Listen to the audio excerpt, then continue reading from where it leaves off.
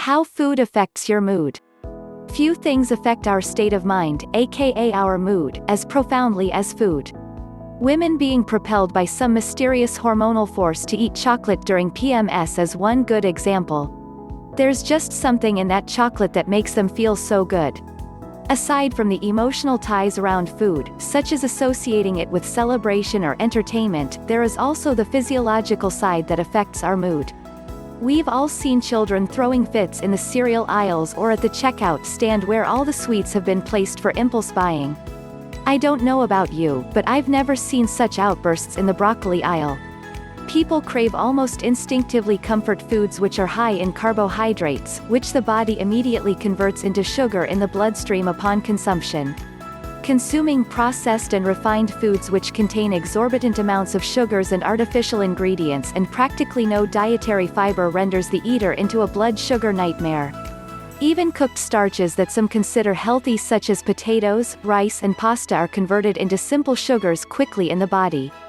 This gives an immediate burst of false energy and a short-lived sense of well-being, followed by a nasty letdown and what some call self-induced hypoglycemia.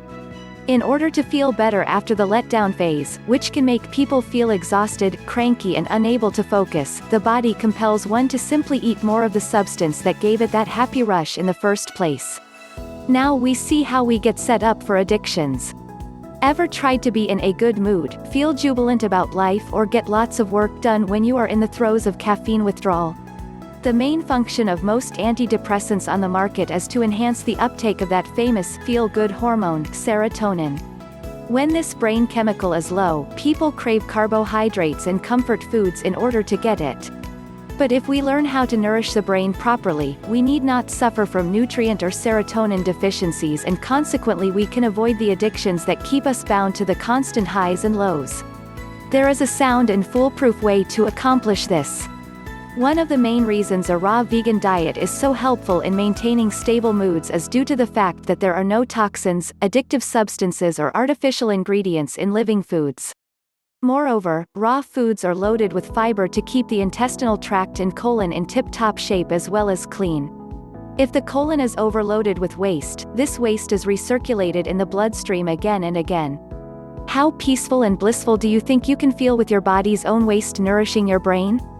Consumption of foods that are high in fiber and natural sugars also eliminates the wild roller coaster blood sugar swings which are notorious for ultimately depleting our serotonin supplies. After a period of detoxification, which may sometimes be a bumpy road as our emotions are detoxified as well, the mind becomes clearer and sharper. Better health also brings an improved outlook on life and renewed hope that other improvements are possible. When we begin to look better, perhaps by dropping a few pounds or our skin clears up, we definitely begin to strike a more cheerful tone. On a raw food diet, our brain becomes cleansed and nourished on a cellular level, our senses sharpen and we begin to see the sun come out in our life once again. Won't you join me in eating naturally?